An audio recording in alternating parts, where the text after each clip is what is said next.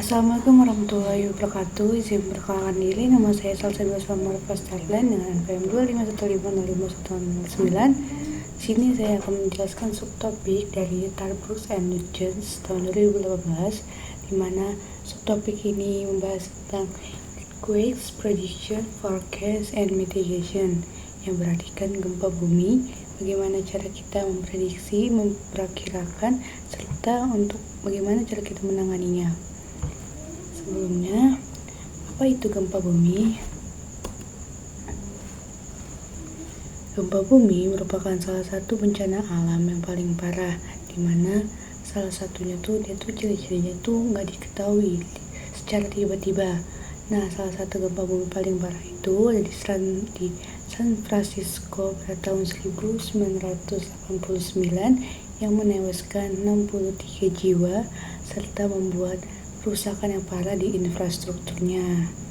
Bagaimana sih caranya mereka memprediksi bagaimana datangnya gempa bumi itu datang dan agar bisa mengurangi kerugiannya yang dapat terjadi. Setelah itu, para ilmuwan itu membuat prediksi jangka pendek. Apa sih itu prediksi jangka pendek?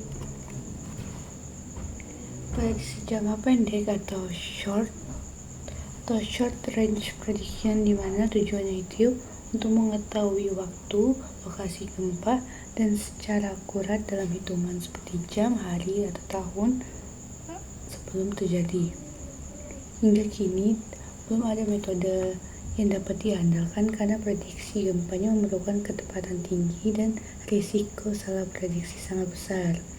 Penelitian pada prediksi jangka panjang ini berfokus pada tanda-tanda awalnya seperti perubahan elevasi tanah, variasi tegangan dan tegangan di sekitar sesar aktif, perubahan muka air tanah, serta aktivitas gempa kecil sebelum gempa inti atau gempa utama.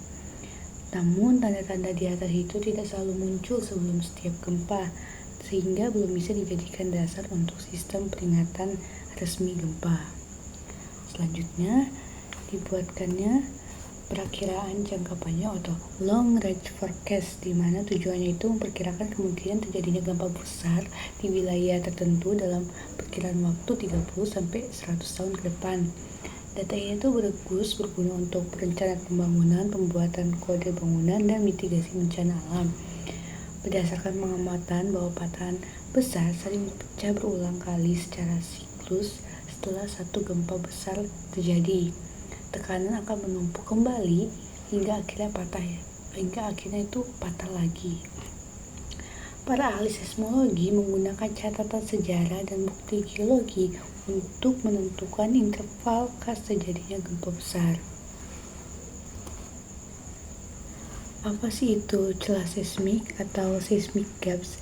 Celah seismik adalah bagian dari patahan yang belum mengalami gempa besar selama waktu yang lama pada daerah di sekitarnya itu sudah mengalami gempa. Daerah ini dianggap berpotensi akan terjadinya gempa berikutnya. Contoh salah satu celah seismik itu ada di lepas pantai Padang di Sumatera. Itu belum terjadi dan sejak tahun 1797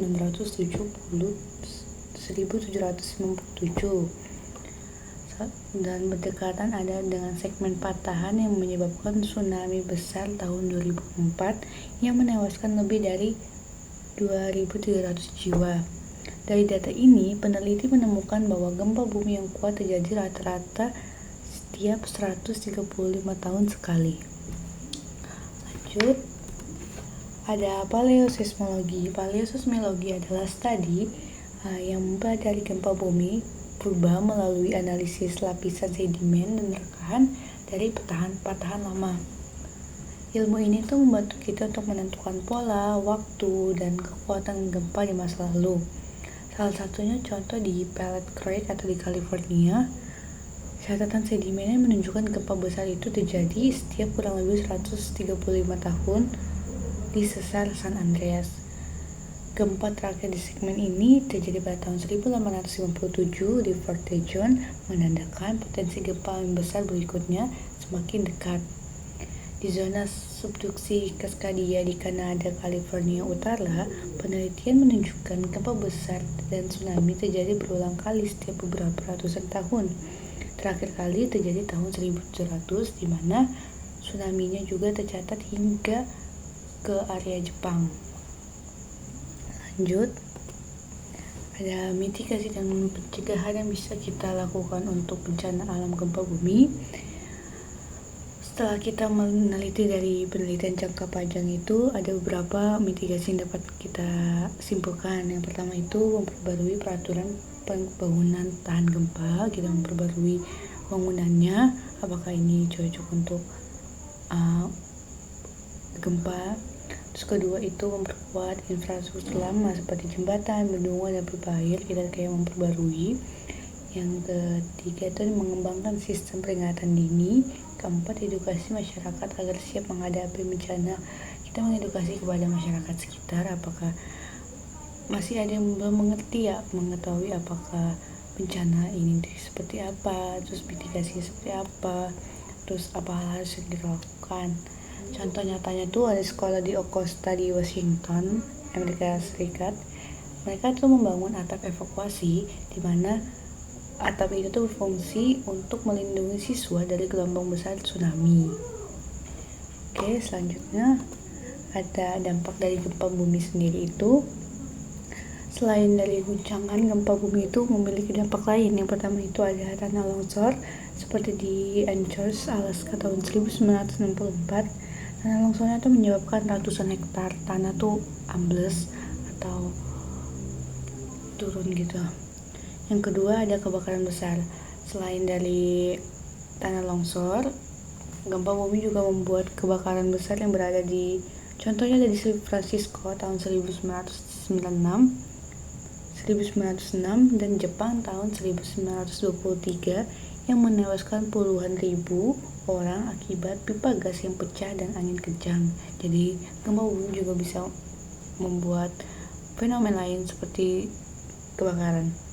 Dan terakhir ada tsunami. Tsunami ini akibat gempa bawah laut itu tuh membuat terjadinya tsunami. Salah satunya tuh ada di Sumatera tahun 2004 dengan kekuatan gempanya itu 9,1 magnitudo yang menghancurkan wilayah pesisir dan menewaskan lebih dari 230.000 jiwa di berbagai negara.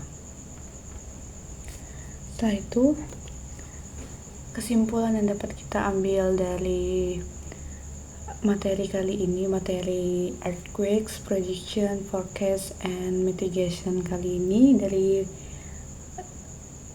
dapat yang kita sama pertama ada prediksi jangka panjang itu masih belum bisa dilakukan karena keterbatasan teknologi dan kompleksitas geologinya. Jadi tuh kalau untuk prediksi jangka panjang itu masih belum efektif untuk kita pakai ke depannya. Terus perkiraan jangka panjang atau long course forecast itu tuh lebih realistis dan berguna untuk mengurangi resiko melalui perencanaan dan kebijakan. Jadi kalau untuk perkiraan jangka panjang itu lebih efektif untuk kita bisa mengetahui gempa bumi untuk kedepannya. Dan untuk paleoseismologi atau studi ini dan data cara seismik bisa membantu para ilmuwan untuk memahami pola siklus gempa yang akan terjadi ke depannya. Serta yang terakhir, fokus utama pada materi kali ini adalah kita mempelajari tentang mitigasi, kesiapan kita, serta pembangunan infrastruktur yang tangguh untuk menahan gempa bumi dan tsunami. Sekian presentasi dari saya ucapkan terima kasih. Wassalamualaikum warahmatullahi wabarakatuh.